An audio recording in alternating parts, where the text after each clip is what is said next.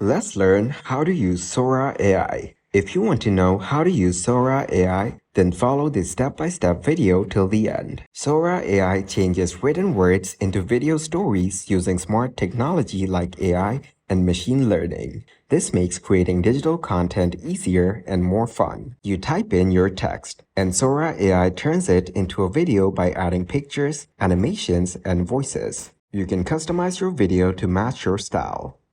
Sora AI offers different voices and languages, mini templates and animations, editing to make sure your video looks good, and adding your brand style. Using Sora AI saves time and money in making videos. It's easy to use, creates high-quality videos, and can be used for any amount of content. To use Sora AI, sign up on OpenAI's website, verify your email, and you're ready to go.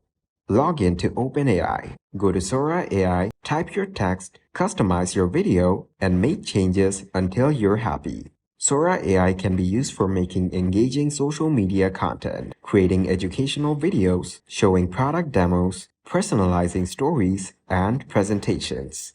You can see its pricing by using the Vision pricing calculator given on its website. Sora AI has some drawbacks, like it has fewer editing options than other software.